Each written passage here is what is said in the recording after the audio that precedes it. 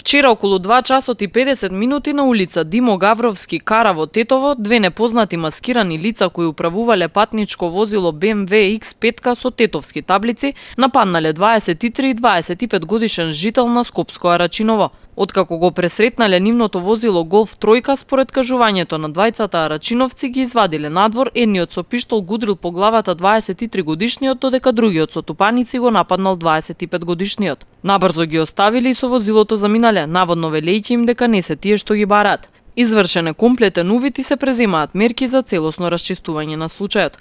Вчера попладне на ургентното оделение во гостиварската болница бил донесен 24 годишен жител од Тетовска Мала Речица. Тој се задобил со повреди додека работел на демонтирање на метален покрив во дворот на фабриката Јавор во Гостивар, лоцирана на улица Питарница. Поради сериозноста на повредите на левата нога, по укажаната лекарска помош итно е префрлен на скопските клиники. Полицијата работи на расветлување на случајот.